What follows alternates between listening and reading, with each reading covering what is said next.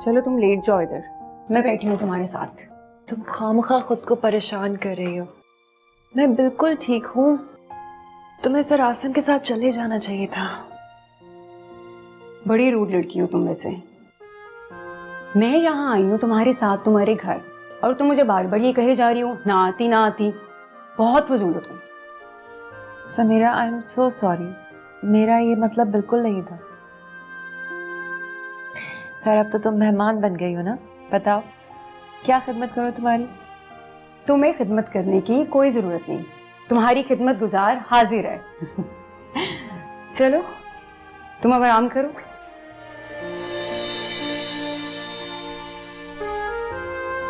Hostel तो तुम्हारा बहुत अच्छा है, बड़ा अच्छा सेट किया हुआ है।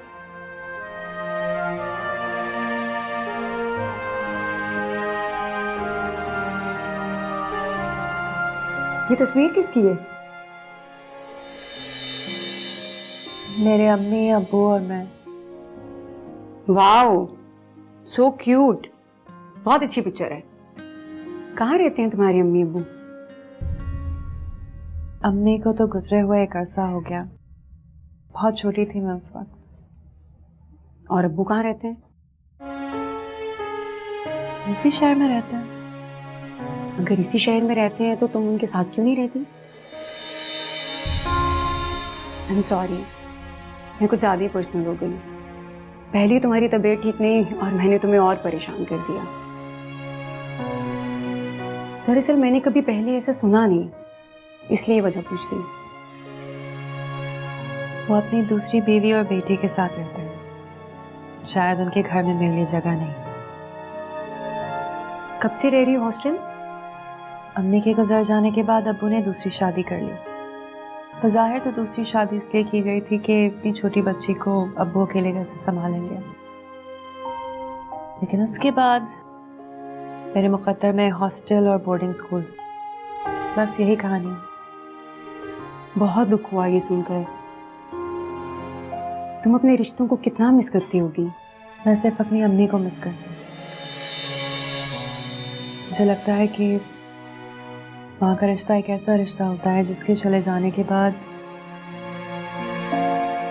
सब पराई से हो जाते हैं, चाहे वो बाप हो, भाई हो या बहन।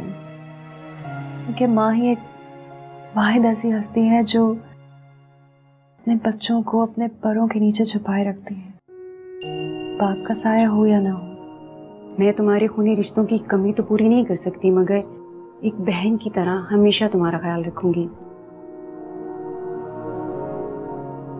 तुम मुझे पहले भी बहुत अजीज थी, अब और ज्यादा हो गई हो। हाय। हेलो। समीरा, ये है किरण मेरी रूममेट, और किरण ये समीरा है मेरी कॉलीग। अच्छा, तो ये है वो किरण जिसने तुम्हारी तीमारदारी करनी है। क्यों, क्या हुआ ऐसे?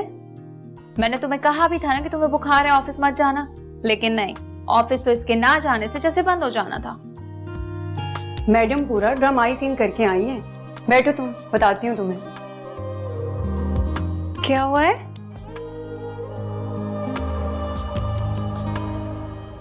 वैसे आज यहाँ का रास्ता कैसे भूल गए तुम?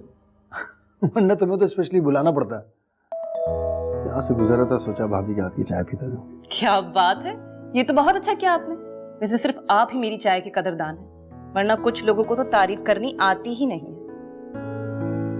तुम अभी अपनी भाभी के हाथ की चाय तो पी लोगे, लेकिन जरा ये बताओ कि मेरी भाभी के हाथ की चाय कब पिलवाओगे? तुम्हारी भाभी के हाथ की चाय पीना तो शायद मुझे भी नसीब ना हो। क्यों भाई, कहाँ पहुंची आपकी लव स्टोरी? यहाँ तक पहुंची है कि लेटर लिख लिया मैंने, मेरे पास पड़ा है, उसे देने की हिम्मत नहीं है। आगे आप समझदार हैं। अरे अरे अरे आसिम, तुम तो बहुत ही डरपोक साबित हो यार। लगता ही नहीं कि मेरे दोस्त हो। याद है तुम्हारी भाभी को कैसे मैंने यूनिवर्सिटी में सबके सामने प्रपोज किया था? भैया आपकी क्या बात है, हम तो ख्वाब में भी लेटर दे दें तो गालियां खानी पड़ती हैं, हकीकत में पता नहीं क्या होगा। आसिम भाई, आप मुझे लेकर चलें उसके पास, मैं बात करूंगी। वो भला आपको क्यों इनकार करेगी? आप में कमी ही क्या है? और आप तो किसी भी लड़की के आइडियल हो सकते हैं, कोशिश तो करके देखें। भाभी आप नहीं जानती मुझसे, बहुत अजीब लड़की है, गुस्सा हर वक्त उसकी नाक पे धरा रहता है।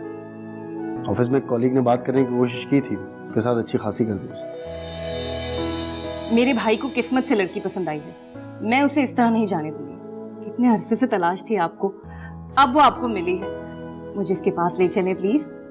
मेरी समझ में नहीं आ रहा मैं क्या करूँ। वो मुझ पे ट्रस्ट करे तो बात आगे बढ़े ना। आज तो मैं आंटी की याद आती होगी।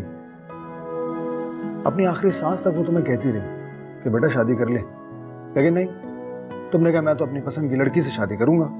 उनकी जिंदगी में अगर तुम शादी कर लेते तो उन्हें कितनी खुशी मिलती। हाँ यार, ठीक कह रहे थे। अपनी पसंद के चक्कर में मैंने अपनी माँ की ख्वाहिश को अधूरा छोड़ दिया। वो माँ जिसने मुझे माँ और बाप बनकर पाला, कभी बाप की कमी महसूस नहीं होने दी। आला तालीम दिलवाई, बेहतरीन तरबियत की। ये सब कुछ करने के लिए उन्हें किन मुश्किलात का सामना करना पड़ा होगा। हमारा माशरा तन्हा औरत के लिए कितना जालिम है, इसका मुझे एहसास है। अगर मुझे पता होता ना वो इतनी अचानक चली जाएंगी, यकीन कर मैं उनकी ख्वाहिश पूरी करने के लिए किसी भी लड़की से शादी कर लेता। आसिम भाई, हर चीज एक मुकर्रर वक्त पर होनी होती है। आंटी की इतनी ही जिंदगी लिखी थी। इंसान तो इस मामले में बहुत बेबस होता है। सारे इख्तियारात तो अल्लाह के पास होते हैं। बेशक। चल।